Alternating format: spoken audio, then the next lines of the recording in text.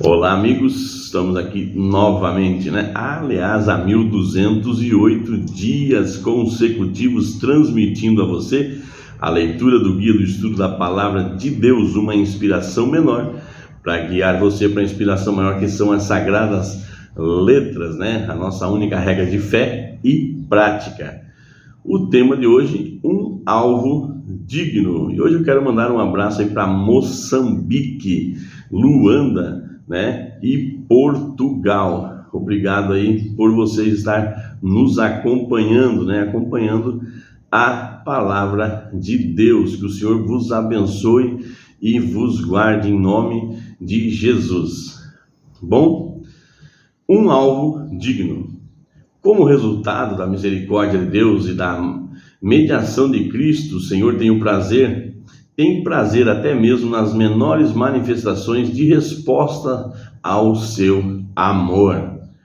Por meio do único que merece o nosso amor e é perfeitamente justo, somos considerados justos e incluídos entre os amados de Deus que viverão com Ele em amor pela eternidade. Louvado seja Deus! Você já imaginou isso, amados?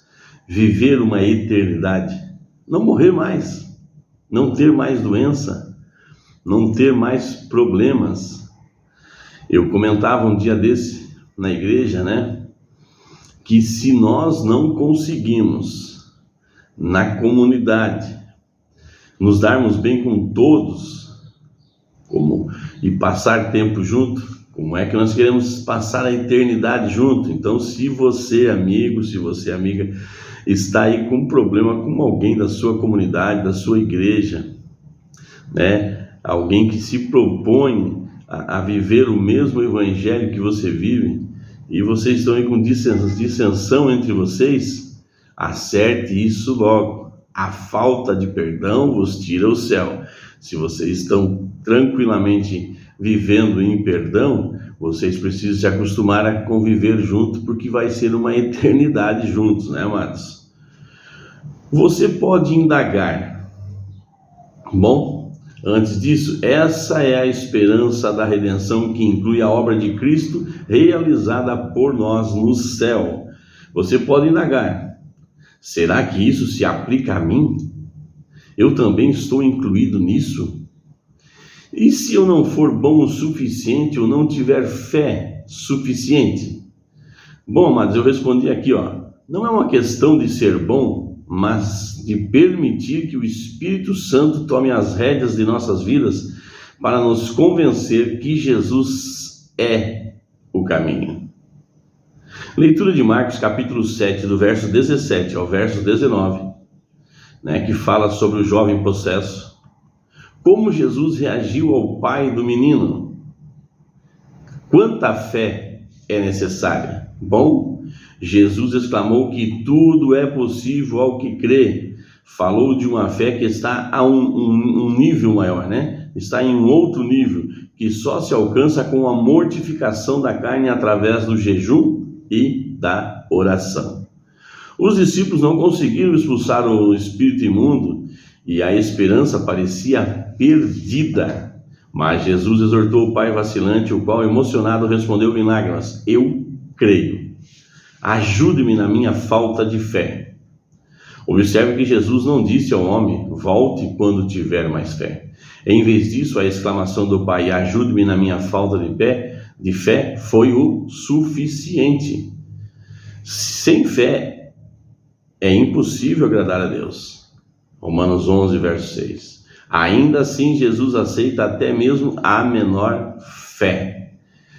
Ele cita que se tivermos fé como um grão de mostarda, não é do tamanho, é como um grão de mostarda, que depois crescendo se torna maior das hortaliças e os passarinhos fazem abrigo em seus galhos, Se tivermos essa fé, e nós estivermos dispostos e comprometidos para que possamos receber mais fé, então, ainda assim, Jesus aceita até mesmo a menor fé, e por meio da fé, pela mediação de Cristo e pela obra de Cristo em nosso favor, podemos agradá-lo em nossa resposta a Ele, da mesma forma que um pai fica satisfeito quando um filho lhe traz um presente aparentemente sem valor.